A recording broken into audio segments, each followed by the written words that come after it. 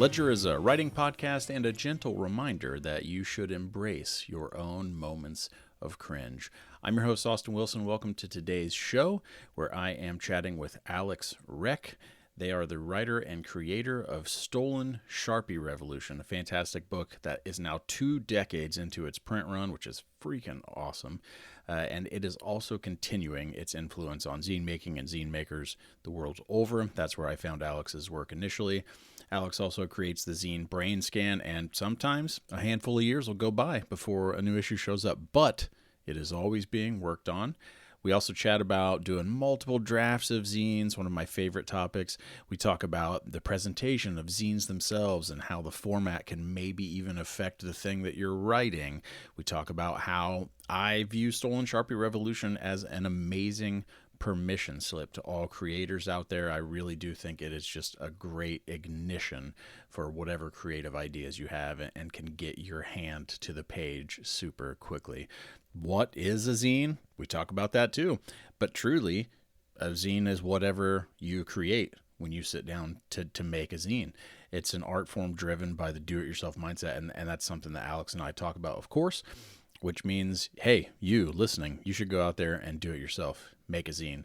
Alex has a ton of awesome stuff that you can check out. I'm going to have a ton of links in the show notes, so make sure you check those out. They are also at Portland Button Works in the Spiral House, where they make custom buttons and sell zines, books, a ton of cool stuff.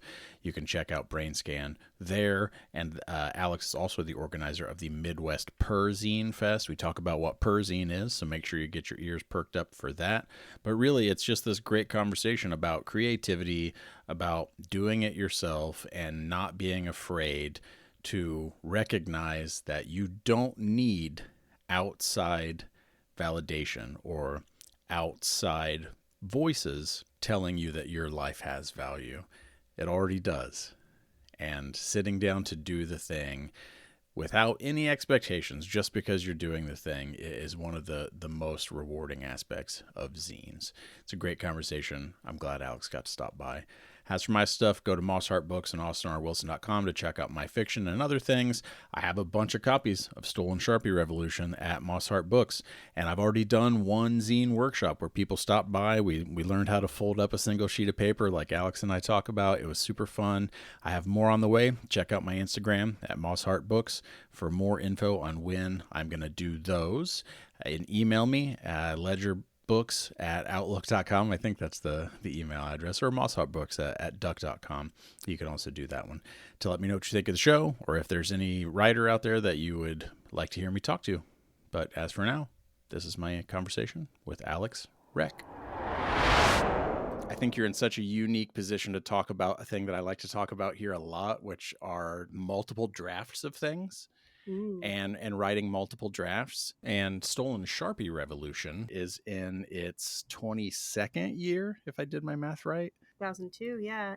Just put out the 8th edition. So. 8th edition. And I have a 6th edition and an 8th edition now. So I wanted to talk to you about starting out about the process of writing it originally and how that feels versus now when you're dealing with new iterations of its publication, and the differences between that process of originally creating it now and sort of like supporting it in its ongoing life. Because that's an awesome amount of time for a book to still be in print and for it to have impact like it's having. So talk to me about that process of creating it and then now like supporting it as a writer and creator.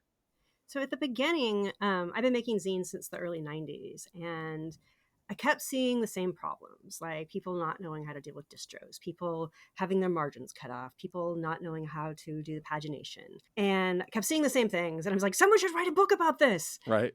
And, in true DIY fashion, it's like, how about I write the book about I'll do it. And then my friend told me that I wasn't going to be able to steal enough photocopies to make the zine about it, because it would have people be really into it. So the first copy is actually offset printed on like just one step above newsprint. Yeah. And they came without covers. And so we had to, like, they were one staple, and we stapled on all the covers. And then for some reason, I thought it'd be a really great idea for all 2,000 copies of it to be able to like photocopy an actual template on how to make your own envelopes that I like stapled into each copy. Yeah. And those went within like a year, I think. And so then the next time we ended up actually printing it with a spine. And in the first one had like some illegal things of like how to reuse stamps. Right. So so when we put it into a book form, we kind of took out some of those sort of sketchier things. Sure. So that actual writing process and putting this stuff together, because the sort of zines and stuff that I work on tends to be fiction, and I'm usually writing onto the actual paper that I'm going to be folding. And I'm so curious about how you are putting your work together. Are you doing it in a notebook? You're holding a notebook up, I Yeah, I see. mean, I feel that for all of the projects that I've worked on, I've done Brainscan since 1997, and I did zine before that.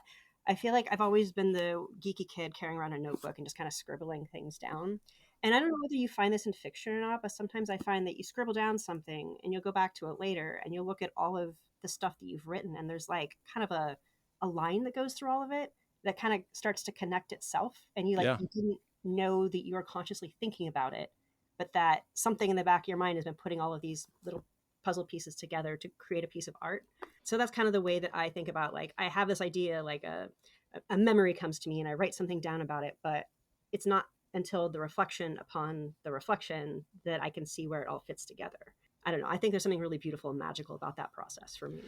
That's so exciting to me because I was sort of preparing myself to talk about creating on the actual piece of paper that you're folding, but to know that you're doing iterations or you're going back. And so let's talk about that specifically. Like how, like, so let's say you have an idea for a zine for either an issue of Brainscan or something new that you're going to do. How long do you think you live with that idea before it's like, okay, it's time to put this into an actual physical form? Some things have been hanging around for like a decade, honestly. Really? Yeah. And it's like you don't know. And also, like, my partner writes music in the same way he does drafts, where he'll literally record like just a little riff or something on a cassette tape, and then usually when I go out of town, he'll review all these cassette tapes and realize he has new music. And I feel like I do that same thing, but with writing things on paper. Yeah. Where I'll just kind of like take some time and kind of review things and be like, okay, well, these kind of fit together here and these kind of fit together here. Yeah, it's like it just feel very. It's almost like the muse has to alight upon yourself to like open up the door to be able to bring it all together, if that makes sense. I was Oh, kind of, sure. Yeah. it's like it's not ready yet, it's still kind of simmering, and then eventually it'll like, oh look, your zine here. And sometimes I'll literally see the cover of a zine and I'll see the layout in the zine before I actually have the words to go on it. Like I'll see certain words that kind of pop out more than others, and that's like a style of cut and paste artwork that I literally do, cutting and pasting onto paper, making certain words bigger, using background images to kind of emphasize certain things. So sometimes the layout comes to me before the actual words. So I think some people have this idea of zines being quick and disposable, and I love that all of those things fly in the face of that concept because it's not, oh, I have this thing, I'm going to get it done as quickly as possible. Do you make zines like that, or are you constantly refining and just being like, I'm going to invest in this idea, I'm going to write it in my notebook, and then I'm going to come back to it? Or is there anything that's just like, boom, I'm I've there? I mean I've 2000, let's see, 2025 will be like I've created zines for 30 years at that point. So I've set a bar for myself. So I think Yeah. my younger self was just creating zines to like get them out there and just Hmm. the whatever thought in my head. But I also think the older me is like the more we refine ourselves, the more we refine the way we want other people to view us. And so we use words, we use images to kind of explain ourselves better and have a better understanding of ourselves too over time. Right. Yeah, so I think it just depends. I mean, the most recent project I did was a zine called Shouting at Seagulls, which was this joke between a friend and mine that was born out of like a frustrating experience that they had. Hmm. And then I was like, what if we just wrote postcards to each other like these fictional people? So we created two fictional people who are writing these like postcards, but they're very surface level because our real friendship was shown through in them. It's kind of like about growing older and experiencing different things and relating back and forth to yourself, but it's also about like, not liking seagulls who steal your french fries. Like there's there's kind of like a narrative going on there, but they're literally like we wrote postcards and sent them to each other, and then in the thing it's just like the actual backside of the postcard with the story written on it on each page. See, that's so cool. That's so cool. And I've talked to a couple other writers about physical objects being really key to the experience of creating the thing that they're doing. And zines are obviously, incredibly physical. And I'm curious about the process of that. Like, I'm pretty sure I know the answer, but like, do you think emails like, obviously if you had done that project as emails, even if you print them out, my gut says it wouldn't be the same. I don't know. It kind of depends on how you're presenting it. Because honestly, a lot of them ended up being text messages between Oh, us did they? Oh, that we wrote no. on postcards. so so it's the kind of weird transference of turning it from a digital thing to a physical. Like we brought it out of the phone into a thing, and then we made a thing out of those things. Oh, that's so fun though. That transference being part of the process of. Did you refine anything that you had written, or was it verbatim what was in the text to the There's a postcard? little bit of refinement and a little bit of obfuscation from certain situations too. Sure, sure. But that's one thing I just love about zines is they are such a versatile medium. Like you Yeah. can do anything with them. Yeah, so when you're going to put a zine together, or you have an idea for your zine, is your go-to, I mean, maybe more often than not, because obviously you do a lot of stuff, but do you always sort of, I don't want to say center, but have yourself be like present in the narrative? Because you're talking about obfuscating some of the like real world situations to sort of dive into the story of you and your friend and your friendship. Are you pulling yourself out all the zines all the time, or are you focused on like, no, I'm going to be a presence, but maybe not the like Alex presence that everyone would know, but still be there? Does that make sense? So in general, I've learned the hard way about how you need to like create not a persona, but just like a version of yourself that you're comfortable with strangers knowing. Right. And it's not that it's far off from who you are, but also like keep some stuff for yourself. Yep. And I come from a Persian tradition, which is a lot of like confessionary Yeah. stories and personal stories and personal narratives. And I have done a couple of fiction things too. But I think for me, I've created a space because there's a point I think a lot about is when you're telling your story and when you're telling someone else's story. And at some point, those two stories meet. So where are you most comfortable in telling other people's stories, even a little bit? And how much of it is your story? So you said Perzine right there. For my listeners who might not know what that is, can you explain what Perzine stands for? It's for personal zines, so it's basically a zine. It's basically personal narratives, but it isn't necessarily just like reading diary entries. Yeah. It also can be like your personal experience of working at a pizza place or your personal experience of going through a medical condition. It's framed more as a personal narrative than like a fictional story.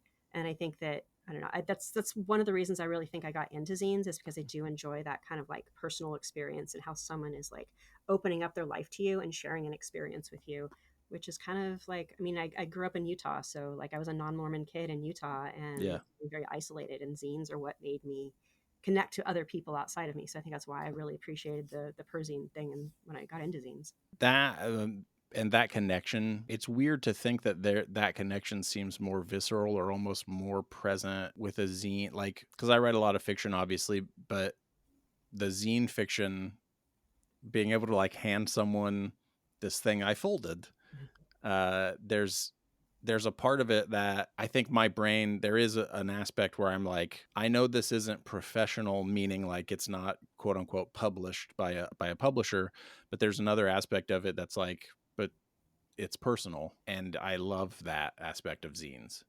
It's the kind of the DIY aspect of you don't need the authority to tell you that you're good or you're okay or your stories are worth it. It's like you just take the value of yourself and your expression and the physical aspect of making one and like knowing that you're giving something. It's almost like giving someone a little gift. You're like, look, I Right. made this.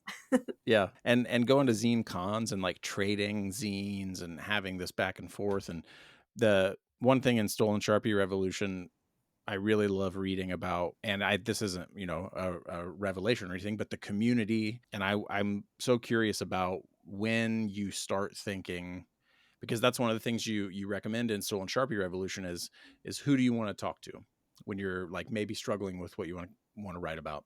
Who do you want to talk to? What do you want to say to them? In your process, when do you start thinking these are the people that I want? Is that first, or does the idea lead and then that kind of comes afterwards? I think the idea leads. And so, what 7 years ago, I put out Brainscan 33, which I've been studying magic and witchcraft since 2005, but it was something I never wrote about in my zines. It was just Yeah. kind of a thing. I had like a blog and I had talked about it on that blog. And it took me a really long time to get to a point where I was okay with like being able to find a structure of words that I could use to explain it to people in a way that made sense to me, and in a way that made it feel like if someone's going to criticize me, I don't care. Like, I live my life. Like, I'm not telling you have to believe what I believe. Right. So that was like one of the first times where I was like struggling with like, who is the audience for this? Like, people who are into witchcraft and magic are not into the style that I'm into. So am I writing this zine for people who read zines who don't care about witchcraft? Am I writing this for people who care about witchcraft and don't even know anything about zines? Right. And I just kind of had to go with like, this is just an episode. This is just an issue of Brainscan that happens to be about this thing. And maybe you're interested in the personal like narrative aspect of it that is pretty similar to all the other things I've been talking about. And that's kind of the way that I had to think about that one. But I also wanted to go back to talk about when you're talking about community, and the first issues of Stolen Sharpie Revolution were really much more of the like, here's how you do it, here's a blah blah blah. And at one point, I'm like, the really important aspect of zines is zine culture. And so at some point, Yep. I changed the title like a resource for zines and zine culture, because I think that that cultural aspect is a really important aspect of zines. It's the zine fest, and it's the trading, and it's the actually getting to know the people behind the pieces of paper. You're not just collecting paper, but there's people behind it, and what does that look like? And so I think that that was something that became really important to me too in later issues of Stolen Sharpie, to talk about zine fest, to talk about trading, to talk about being a part of a community. That's the thing that attracted me to it for sure. Like when I found out about Quimby's, like I don't live in Chicago, but when I found out about it and I was like, I'm close enough to go, I felt connected to a thing, even though I don't live there. I can't go regularly, but just the idea of having access to this stuff that I wasn't going to have access to where I live in Indiana, then all of a sudden it did feel almost like I was opening a door and like, oh look, there's all these people. It was very exciting. In Portland, there used to be a store called Reading Frenzy that was the same way. It was like I would visit Portland and I go to Reading Frenzy and I've got my like $20 to spend on zines when zines are still $1. Oh yeah. So I guess it's more of a philosophical question, like, or as far as creating zines and doing something with zines, like from a writing standpoint and from a creator standpoint, like you are doing this thing so that people interact with it. I guess the thing in Stolen Sharpie Revolution, and I don't think you're saying it as much as like a rule or anything, but like zines usually have like print runs between 1 and 1,000, and I am curious at which point, or if this ever happens where you have an idea where you're like, this isn't a zine. I will never tell someone what they've created as zine is not a zine Yeah, if they think it's a zine. Like, I think that's a good rule. I think. I think it's a self-identified thing. Like, if Yeah, you want to be a part of a community and you're excited about creating something, then and you want to call it a zine, like, cool. Personally, I know what I like, and it may not be what I like, but I don't yeah, have to like everything. Like, you're not making art for everyone to like it, and if you are, like, what's wrong with you? right. That's not the point. Like that's not why you're doing it, or it should be why you're doing it. Yeah. You have an idea you're passionate about. That's the thing. Like, you can't. I don't know. Same thing with music. Like, not all music is for all people, and that's Right. fine. I think that right there being a like, do you think you knew that? When do you think you learned that from like as a writer, where you're like, it's okay for me to make a thing that somebody either dislikes or hates even? I grew up as a non-Mormon kid in Utah, where there were girls who told me they couldn't have slumber parties with me because the spirit wasn't in our house. So I learned early I wasn't like Pretty the other early. kids, and Yeah. then I found some other people who were cool. Yeah. So like I've never really had that sort of like issue. I don't know. I don't know Yeah. what to say, but like there's always someone out there. There's always a community out there. Right. I think there's a zine out there for anyone who wants to find a zine that something they're interested in.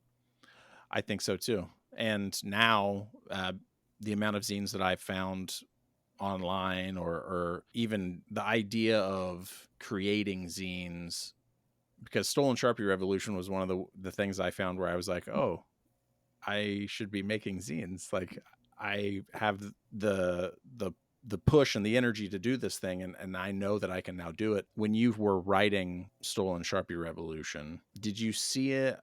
I guess the real question I'm getting at is, how much do you think creating the book has changed your process, or has it at all? Well, I think within, from from like 2002 to now, a lot has happened. Yeah, The internet was in a nascent state at that time. So how it's changed now, it's like, how do you relate to strangers is different. Like, people talk to right. strangers on the internet all the time. And, Yep. it used to be people were scared of talking to strangers more. But there's this kind of like the screen in front of us issue makes it totally different. So I feel like I try to keep Stolen Sharpie every time I've updated it, like trying to keep it relevant. And I Yeah. suppose it's 22 years and going into an eighth printing, I've changed it over time. I'm hoping it stays relevant. And there's been things where people have been like, "Why don't you add this?" And I'm like, "Oh, okay, cool. I'll find someone to help me do that because like it may not be something that I know how to do." Right. Things that intersect with it, like artist trading cards or things like that, that are not my community, but like they definitely intersect with that kind of mail and zine community. Hmm. So I forgot what your question was, but How much do you think your process of creating has changed, either because of writing Stolen Sharpie Revolution, or just, I guess, ultimately, yeah, the years between its original iteration and now? I think that everyone, I mean, if your process doesn't change, like that seems weird. So Right. you're constantly interacting with your input of like, okay, well, I could sit down and like there's times where I'll write stuff in my notebook and then I'll rewrite stuff in my notebook. And at some point I'm like, I could just type this on a computer after I've done that and make it and move things around and make it make sense. But then sometimes I'll go back and like type it on a typewriter after I've done that. So it's kind of like using technology in a way that suits whatever you're trying to do. And that's the sort of things that can change and help us. So I kind of see whatever technology is a tool that can help us change to get whatever the aesthetic or design or presentation you want to do. That's such a good way to think about it. And I think one thing that I sort of got hung up on while I was making some of my own zines is I don't have a printer. I was like, I don't have a printer, uh, or a scanner, and access to that technology. I think, I mean, I'm not, maybe I'm crazy, but it seems like that access to that technology changing has had to change some ways that zines are created. It specifically has like affected how I do my stuff. If I'm gonna like write it on the computer, or do it by hand, have you noticed a shift in the way you think about zines, or that you actually like start, because it's like you can't find a printer or a copier as easy as you used to be able to? Couple thoughts. I when I first moved to Portland, I had friends that work at copy shops, and like I stole massive amounts of copies. I think the statute of limitations is out on that one, Right. but yeah, so it was easy to go to a copy shop at 11 o'clock at night, stay till 4 in the morning, like just cutting up pieces of paper and like just doing layout and massive piles of paper everywhere. And then I became a member of the IPRC, which is the Independent Publishing Resource Center in Portland, where they do have a photocopier and you can become a member there in their music facilities. There's a couple different places like that. I do think that desktop publishing stuff has become a lot easier. And so I felt like a sellout the first time I turned my zines into a PDF to be able to print them for my printer. Yeah. But my day job is making custom buttons, and I have a really nice production printer that I can just do stuff in black and white and make a zine that way, which also opened up a way to me to do like color covers and things like that. Yeah. The one thing that like I try to make it as inexpensive as I can. Because I do see a lot of like $15-$20 zines, and I'm like, are these people making $15 and $20 zines actually buying $15 and $20 Right. zines too? And I don't know, I find that frustrating to me because it's like that looks really beautiful, or it's like 4 pages and I don't understand the price. Like, I understand that copies are a lot more expensive than they used to, but it's like that's not why I'm into zines.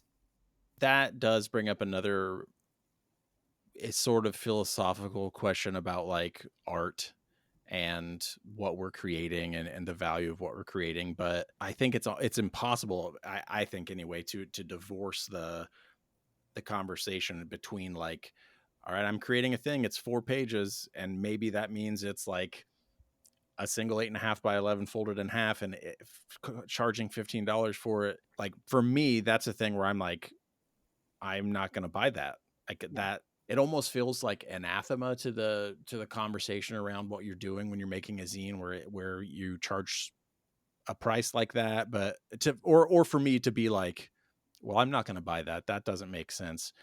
I have to frame it differently. And this is something I feel like with making Stolen Sharpie, people put a lot of like, what is your idea of what a zine is? It's like, I'm not Yeah. gonna, yeah, DIY, I'm not gonna tell you what to do, but like, I know what I like, and I don't want to buy a $12 zine that's 4 pages.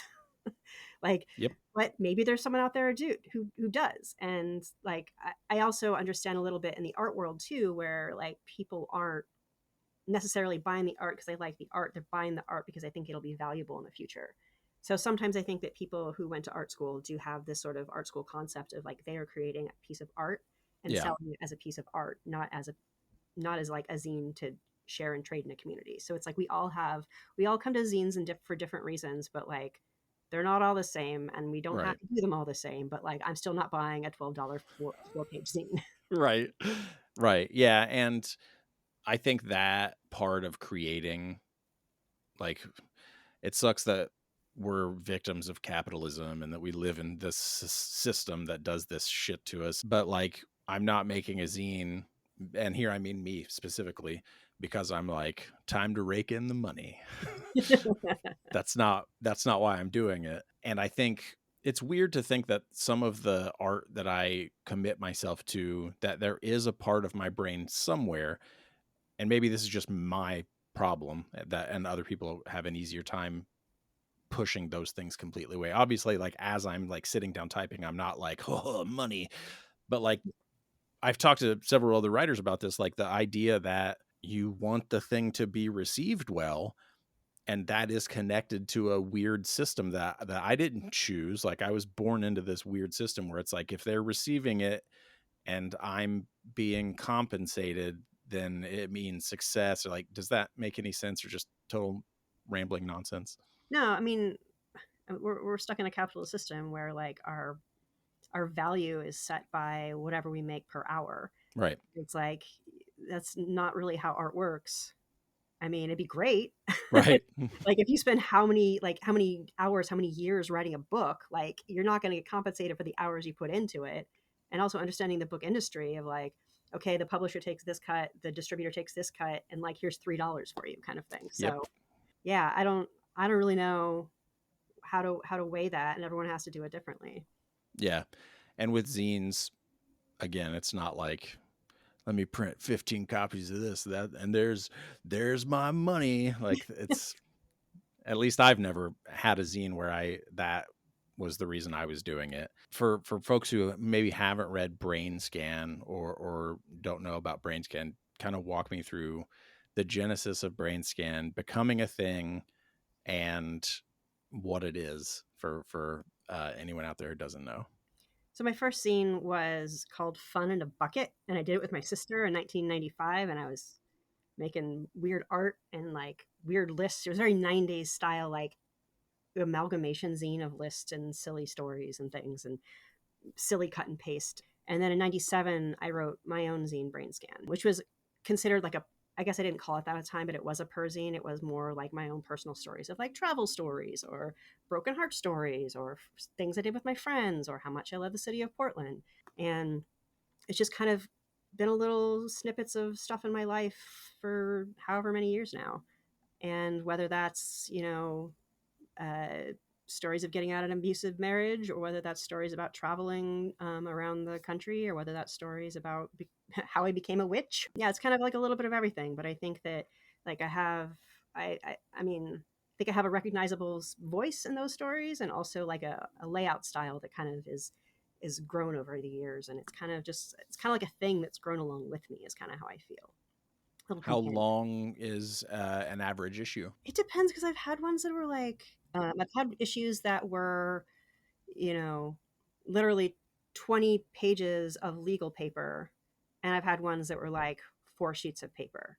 So, they can be 100 pages, or they could be 40 pages, or they could be, what is it, 24 pages.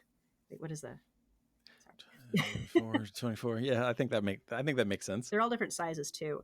That's another thing, is like sometimes the size of it is what how I want it to be presented, whether it's a quarter size, which is a quarter sheet of letter paper, or whether it's a half legal, which is a lot larger, or whether it's, I've done little zines that were like 1/16 page zines. So it's kind of like part of the storytelling in it is the presentation of it and how you interact with it. This isn't a question I would normally ask, but it's such a part of zine creation and culture. So are you printing them all yourself? Are you having like a print service printing them, or are you like literally stapling and doing all of them by hand? So I pretty much did all of the stapling and cutting by hand. I think issue 20, no, issue 18, I think 18 and 19, no, yeah, were offset printed, and then I did like letterpress covers and things for them. But since then, everything has been, I did GoCo covers for some of them too. So I'll do kind of like a mixed media for the covers or color prints for the covers, but all the other ones I photocopied and cut myself. I enjoy, like we were talking about, the audio processing of editing things, but I enjoy that process of like just sitting down and like cutting paper and like putting them all together. I'll sit and watch TV, and watching 3 episodes of something where I've just like put together 100 copies of zines. It focuses you and can absolutely, the time will fly by. So do you feel like as you're writing Brainscan, do you feel like you're heading towards a like destination as far as like you're creating a thing and that you will finish? Or is it a project that you're just like, well, I'm going to do Brainscan until I literally am not living anymore? Or is there like, do you feel like it's like a building to something, or it's just like running into the future? I think it's just going into the future. Like there'll be like 5-6 years where I won't put an issue out, and so until like the genius alights upon me, Yeah. and I end up creating, the zine all comes together. Yeah, so it's kind of like a companion in a way. Like, I don't know, I've got a lot of friends that I don't speak to, and they live across the world or across the country. But then when we get back together, it's just like we're best friends again. So my zine's kind of like that for me. It's kind of like, do you remember the time we did this? And it's like, oh yeah, Totally. we should tell people about that. I'm like, should we? It's like, yeah, we should. I mean, so that's even a more interesting idea than about, and something that we've been like taught these last 5 or 6 years, like, don't let your audience go away. Like, don't let the audience leave. And I record this show sort of like I have to find people to talk to, and there's not always someone to talk to. And so I told myself with this and with the other stuff that I do, that I didn't want to be so locked into being like afraid of losing people. And I'm curious how your creation process relates to the concept of like maintaining an audience for something that, I mean, it sounds very much like it doesn't, that you don't care that it's your thing. I mean, I don't like the interesting thing about zines is that I believe that there's kind of like the generations in zines are very short. You got Yeah. like maybe 3 years, 4 years, or someone gets into them and they'll go away. But I have friends that were into zines 20 years ago that don't do zines anymore, but we still like sleep on each other's couches when we go to visit, or we Yeah. still like, hang out with each other and we're still friends. It's just not part of their life anymore. And I don't think of them as like audience. They're just friends. Right. um, but yeah, I mean, it's interesting too. I don't know. Someone was like, "Oh, that's so cool that like you created your book the year I was born," and I'm like, I feel so old. Don't tell me that. Don't say that to me. But I don't know. Like, the older we get, the more we grow into ourselves. Yeah. And I just don't do a lot of thinking about whether my life is relevant to people or not. It's relevant to me, and like I definitely find that I'm still selling zines, and I put a new zine out, I sell a bunch of them, and so there's still people who, even if they're not into zines, they're gonna sometimes they'll just like pick up one of my zines because like, oh yeah, that's a voice I remember. I run into people at Zine Fest who are like, oh, your zines are one of the first ones I read. I'm like, well, that's so sweet. And are you making a zine though? Yeah. Go make one. Yeah. Well, gosh, what you said right there, having your life be relevant to you and not worrying about if it's relevant to other people. And I do think that's a pitfall for me specifically, a pitfall of creating and writing things, is putting relevance on it that exists outside of myself, rather than just being like, no, this is the thing. Like, I'm doing this right here, and that's why it matters, because I'm doing it. I think with the rise of like digital media and with like influencer culture, that the strive to remain relevant is it's first and foremost, and it's a capitalist creation, and it's kind of gross. Yeah. Because it's like clearly it's not making anyone happy. People are No. miserable having Yeah. to like live up to algorithms, and it's so heartless. And I think that's why, like, you pick up some zines by like someone who's young and it's their first zine ever, and it may not be like a perfect thing, but it is a perfect thing because it's like a self-expression of someone sharing something about themselves. And so I'll still read those zines outside of the algorithm. Right. But it was relevant to them. And one thing I always tell people is like, just make a zine. Like, don't worry about it. Just make it. You can get better later. Everyone has to start somewhere, that whether you're drawing or writing or playing an instrument, you have to start somewhere. Something you're interested in that'll keep you wanting to make it and hone your craft.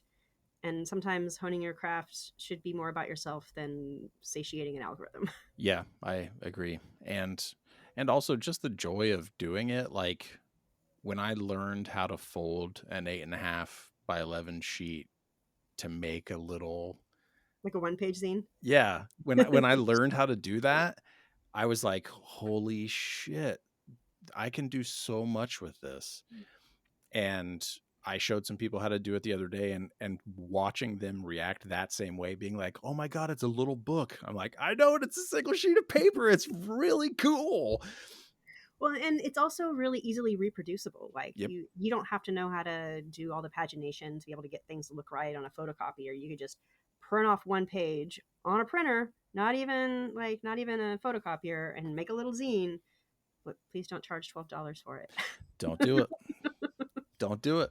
Yeah, when I figured that out, I set up my I have an iPad, so I figured out, I put my template together, and then I was just making my stuff for the little squares so that I could print it out on a single sheet of paper and fold it up, and I would have these little booklets. But here recently, I've just been doing it directly onto a piece of paper and doing it in pencil first, then going over it in pen. And that's one of the reasons why I wanted to talk about like format guiding what you were doing, or vice versa. And I was excited to hear you say that you write in your notebook, and you think about ideas for zines for long periods of time, because I don't know that I've approached a zine that way yet. And I'm curious if it'll change my perception of the thing I'm making or not. Do you have stuff you don't use that's in your notebooks you haven't used? Yeah. Maybe you look at them. Maybe they have something new to tell you about Yeah. yourself. Well, that was what I was going to ask you about Brainscan, is if you revisit those old issues, if you're rereading them, or if you are interacting with older work, because I mean, specifically the way you describe Brainscan sounds sort of journalistic, in the sense of like you're journaling some of your experiences and lives. So or of your life. So I'm curious if you do revisit it as a way to like maybe inform where you are presently, or if it's a thing where you're like, that is a fun artifact, but it Some is of an it art. is just a fun artifact, Yeah.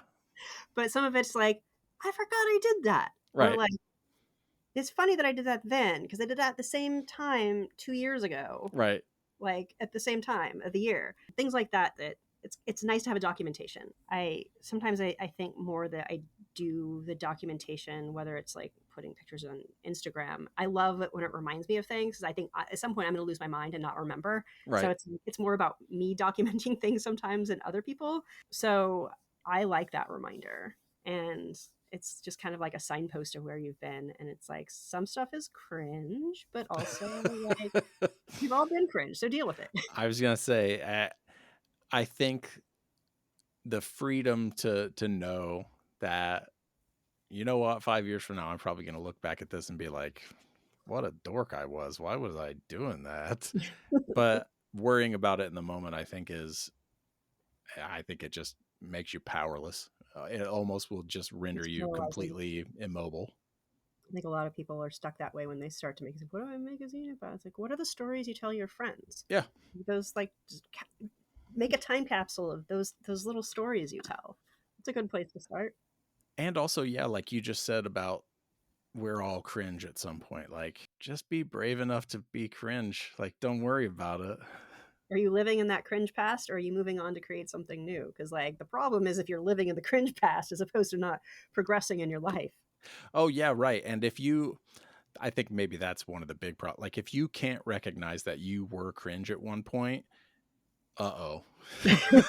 Like it's like that thing where it's like, if you're the smartest person in the room, get out of there. Like that's not where you want to be. If you can't recognize that you were cringe, oh no.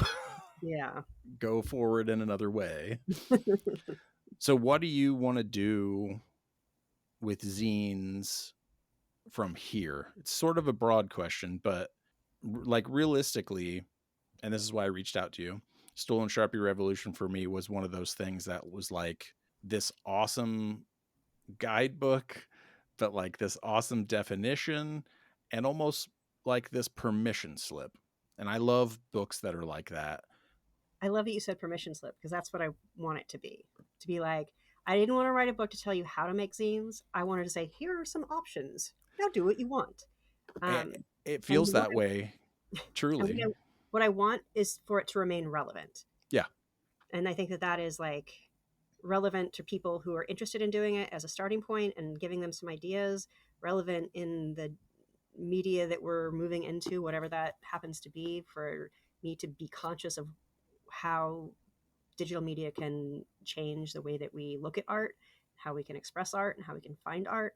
Um, but yeah, just keeping it relevant, I think, is an important thing for me to think about it in the future.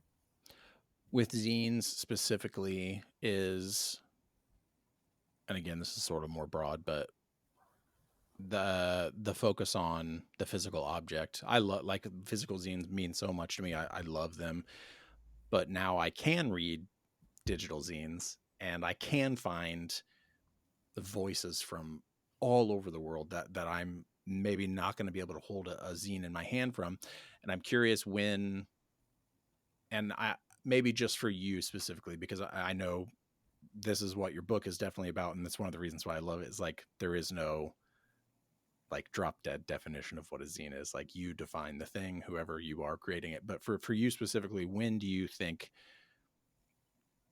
digital zines start to morph the, not the message, because that obviously is different based on every person, but morph the concept to a point where it's a new thing?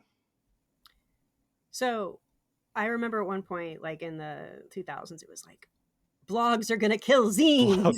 Vlogs. They did not kill zines. They didn't do it.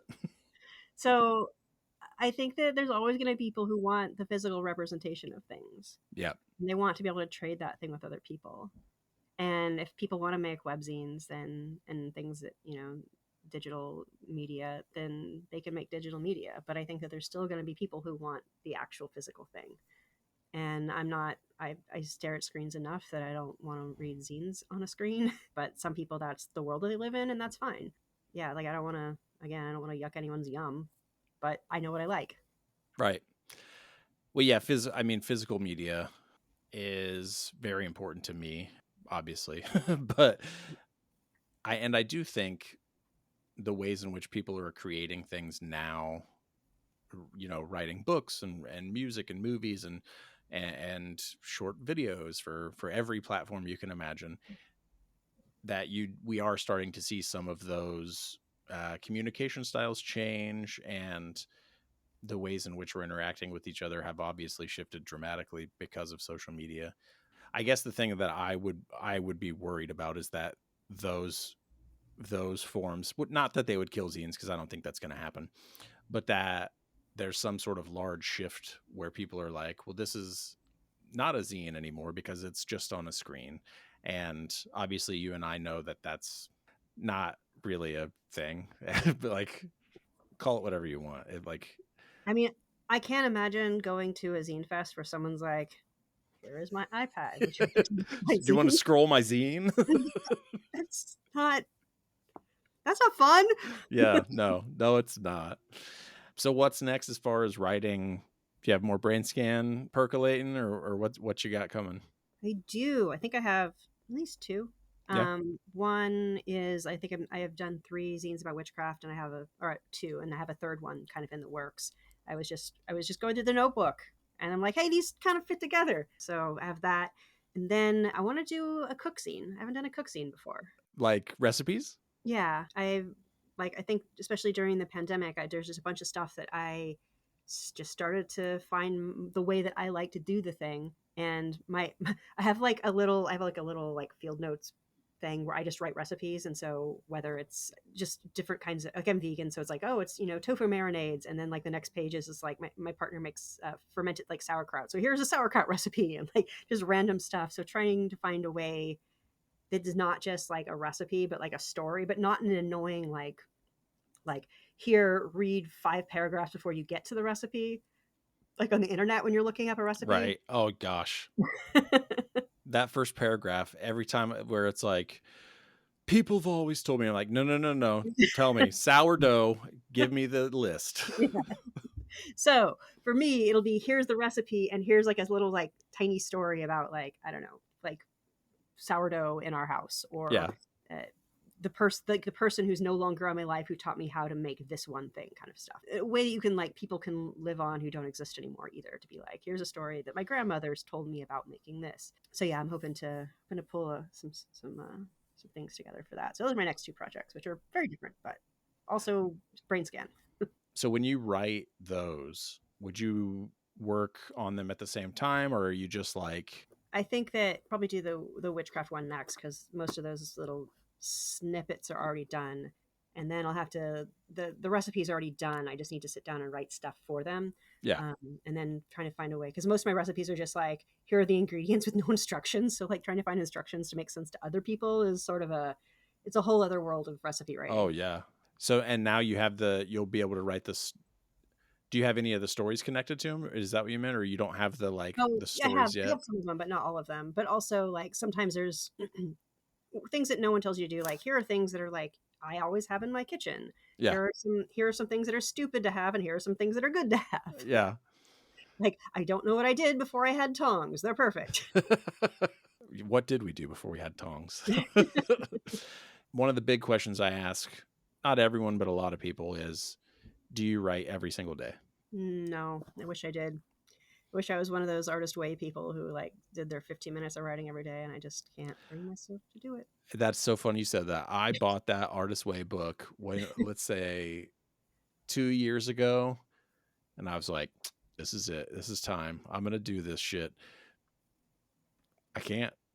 Like, I tried so much to wake up early, and then I eventually was just like, I don't know why I'm fighting this. Like, why don't I just do the thing that I know works for me? I don't have to do my 15 minutes a day. I probably end up writing some anyway, but this whole, like, I need to sit down and do my 15 minutes, it really did feel like I was hurting myself. And I Like, just, I'm not in school for a reason. right.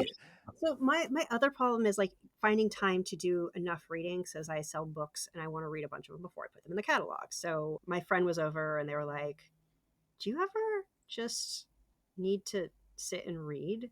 Do you want to have like reading dates where we just sit in a room and read?" I'm like, "That is a You're very like, will you marry me? I mean, but sometimes part about creating things is being accountable to people. Mm-hmm. And so, like, some people are accountable to deadlines, but I feel like I'm more accountable to other people. So maybe if we had a group of people who were just like, I don't know, we open a Zoom room and we sit and write for 15 minutes. Seriously, one of the coolest things that happened to me in the pandemic is I forget her name now. It was a writer who did that. She opened a Zoom room, and I read about it in the New York Times, weirdly. And the New York Times was like, here's her email. She said, if you want to do it, email her. And for like a year, 12,000 people. I'm not kidding. I thought that I was going to email her and then hear nothing.